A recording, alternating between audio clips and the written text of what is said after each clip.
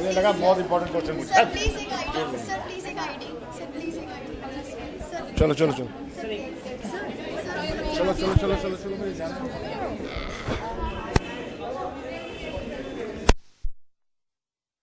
और कई ऐसे एक्सप्रेशन के नाम पर जैसे कई इवेंट्स हुए हैं जहाँ पर अच्छे संवाद यूज नहीं किए गए। आप सीधी बात करो ना। हाँ, एआईबी के बारे में बात करें। मुझे कुछ नहीं मालूम उसके बारे में। सर एक आईडी मिलेगा। I am so sorry. क्या नहीं I don't watch the hell का न्यूज़ नहीं। I don't care what A few will actually go down and see the place. So you will experience it for yourself. And this is our underlying philosophy. This is what makes us different from other similar institutions. Inside the classroom, it is bata ke samjha. Outside the classroom, it is karke dekh. And you will karo time and time again till you get everything right. We are great believers in practicals over theory, although we try not to ignore the theory. But 70% of our time, our students are outside, which is why people wonder whether we have students at all. But the institution itself is a natural progression to St. Paul's, which is a congregation, a religious congregation with a media apostolate. And it was set up 100 years ago, so you can imagine how forward-looking they were when media was not the life-giving concept that it is now. Nowadays, when we talk about media, we feel that everybody should have some kind of understanding of media because it literally rules our lives and it could take control over us if we are not careful. So understanding media is all important. So how are we different? This has been, for me at least, it's been the most exciting part of this journey has been hooking up with my colleagues, friends and well-wishers in the industry. They have the same kind of vision as we do over here, creating the kind of media professional that we would hire. They are practical, rooted, competent and employable. That for us is the main thing. Most importantly, we seek to enable our students to understand the rapid, dizzying changes that are now a symbol of the media industry, both in technology and content, so that they can adapt accordingly. I think our students from the first year will not even be able to recognize course content in the third year, and already in the second year we were promising changes in doing. Thank you, Carol, for that wonderful introduction to all, and of course living up to your reputation of being spicy, both of course in word and the way you are. Thank you so much, Carol. Ladies and moving on, as I said, we have personnel per 1970. He was the male lead in the 70s Umang, Sherni, Bharat Ke Shaheed and Gumrah with Reena Roy and Tani.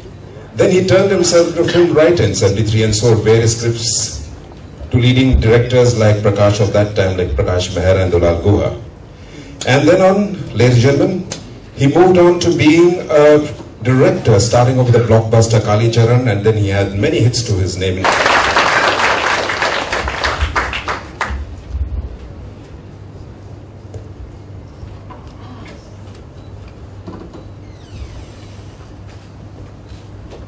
Good morning. First of all, I would like to pay my thanks to the management, faculty, and students of St. Paul Institute who have invited me and to share my views and to be here to know that this kind of professional school with a lot of depth, knowledge and experience are happening now. And I have always been professing for so many years that India needs minimum 1,000 students, 1,000 institutes all over India. If we have to raise the standard of thinking, mentality, civilizations, culture, and which we are suffering all the time. And I'm very happy to be here with you. And I always thought, for a change, Mr. Naseeruddin Shah will speak first and then I will copy him. But he has given me the responsibility to talk about it. Well, I think we all know what education means. And we all know that how media education is so important in today's terms, when the communication has become so easy, from king to pauper, a poor man to prime minister, you can communicate. But what you want to communicate? Media is a device, and we are having tools, technology, which we are training students here. But what we are communicating is the most important part of our education. This is what I always feel. What is the content? What is the thought?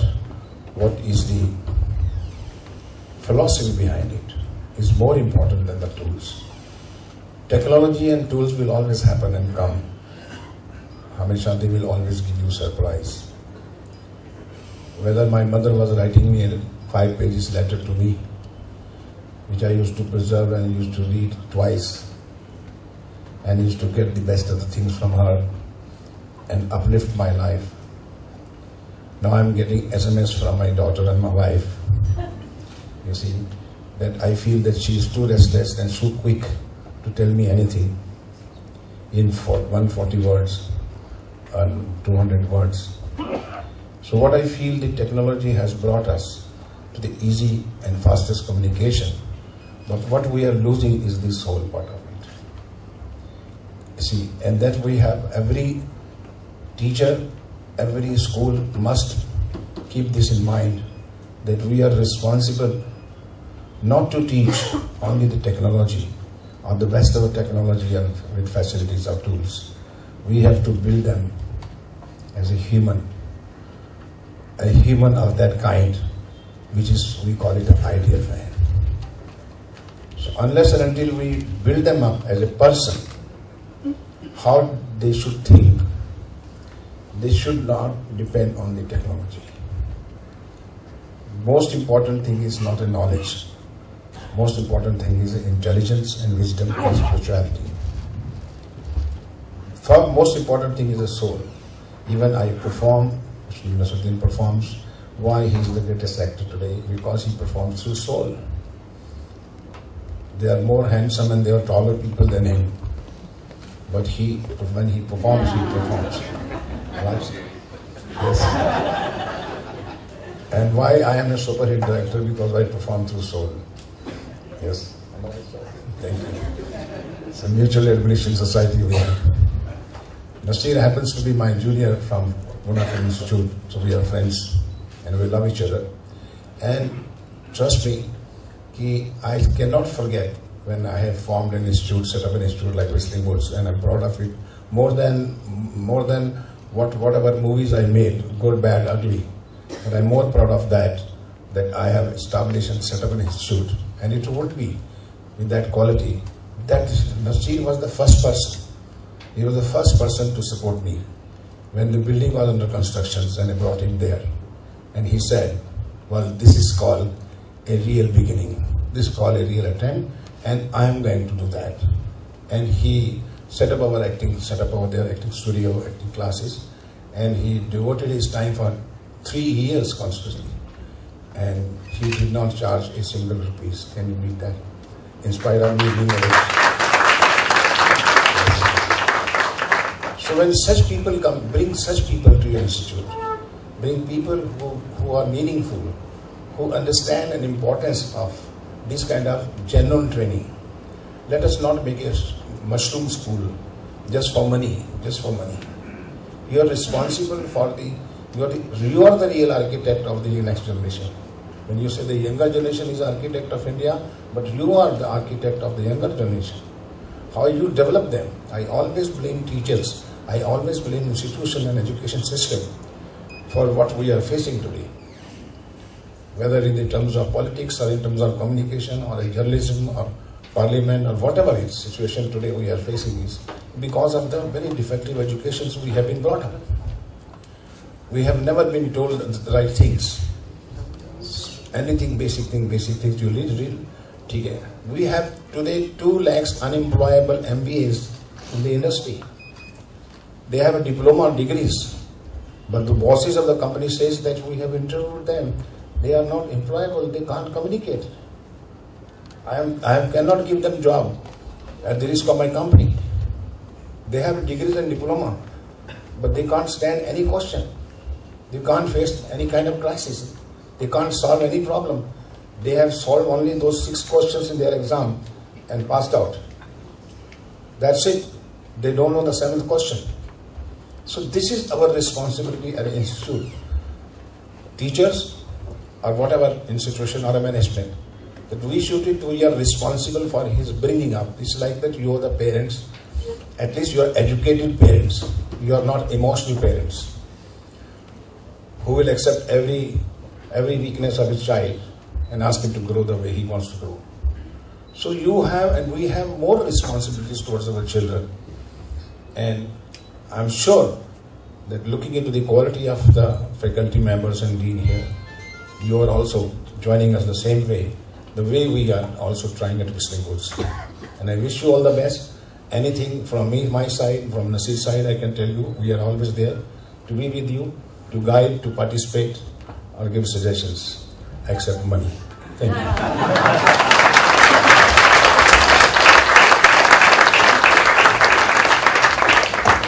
Thank you, Mr. Ghai. Well, actually, Mr. Ghai, your words of encouragement and support are like money in the bank. If you encourage and support, we don't need money. Ladies and gentlemen, as I said, it's all about a journey, and we're very incredibly blessed here today that our journey, intertwines with the journeys of the likes of Subhash, Ghai, Naseeruddin, Shah here today. In fact, as Subhash Ghai has said, that Naseeruddin and he have been alumni of the same institute, and they were and taking time off from his extremely busy schedule to be with us. Beautifully, please welcome Mr. Naseeruddin Shah.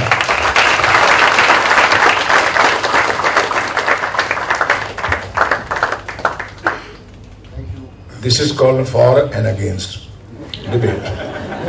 Right. You still have copies of Subhash. Now I've got a chance. So, I thought I was going to surprise Carol with the interview story. I thought she might have forgotten it. I remember it very well. The fact that I had a butter chicken and a tandoori roti, I also remember. She probably had only a lemonade or something. But what I have carried from that interview, it was one of the first. I had done, I think, one film at that time. This was 75, 76. Nishant and Junoon. And what I do remember is the compassion with which Carol asked me the questions and the attentiveness with which she listened to the answers. I have to say that in the next 39 years of giving tiresome interviews, I have probably never come across that kind of an attitude in an interviewer again, which I think is a terrible thing.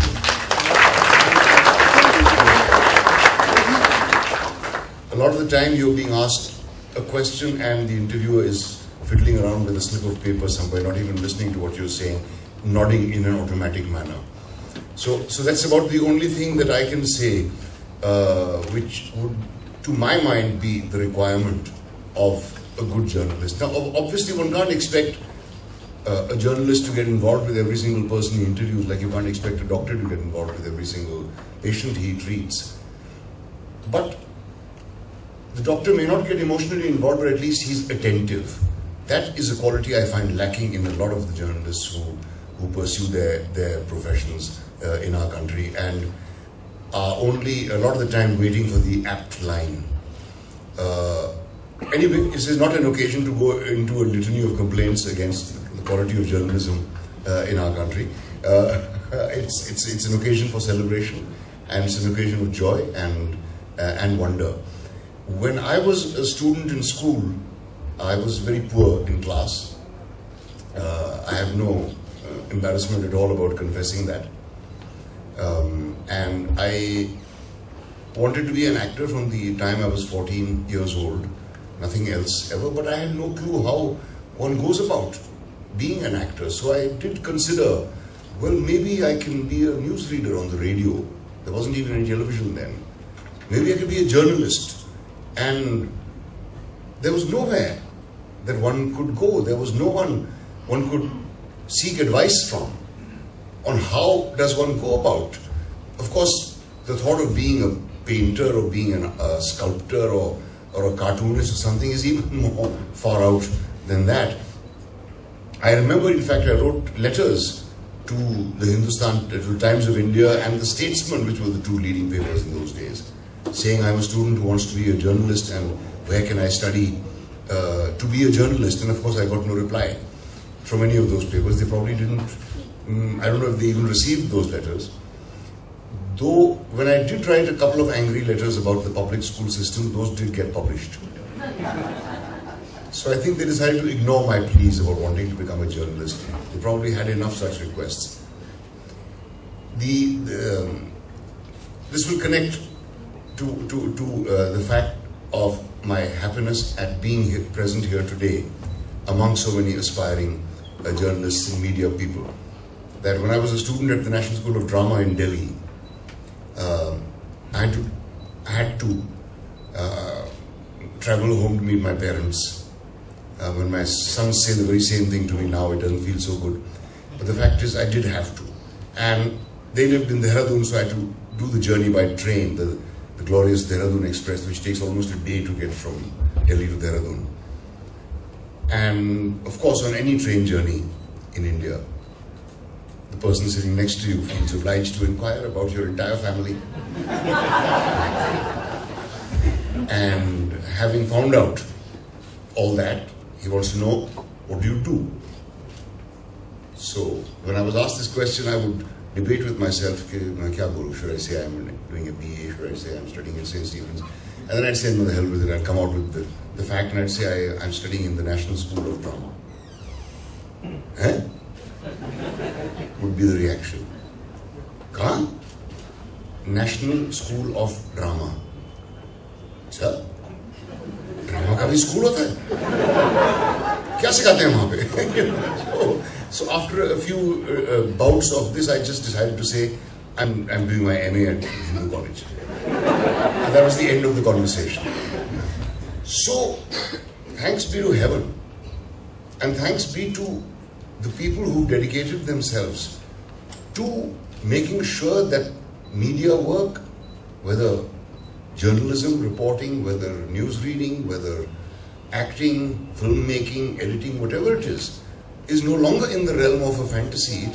It has become real, and this is something which I have been trying to tell young actors for years, that when I was 14, I decided I wanted to be an actor because I saw the other kids in my class deciding they wanted to be engineers, or they wanted to be doctors, or they wanted to join the army, and so on, and started preparing for it.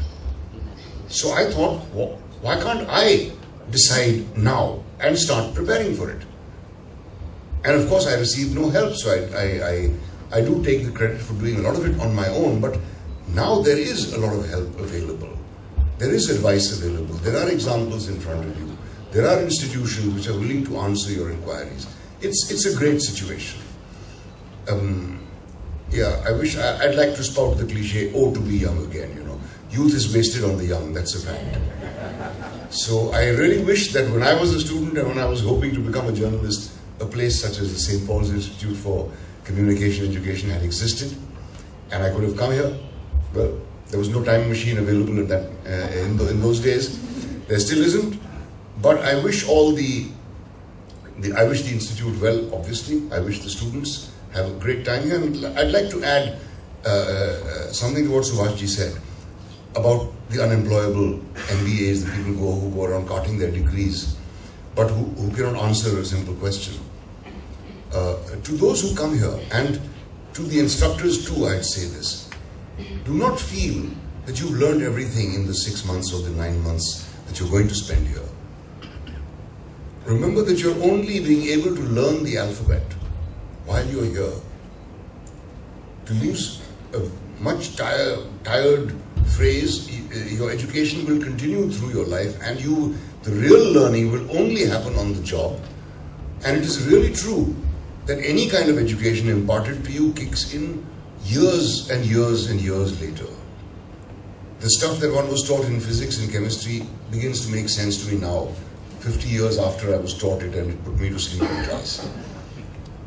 So that's very important. Please do not make the mistake of a number of film institutes who encourage the creative people to think of themselves as the final authority and the final word and as creative geniuses. You're not. A genius, as everybody has said, is 99% perspiration. So if you want to be a genius, go ahead and shed that 99% perspiration. But don't ever apply the label to yourself. And remember that you cannot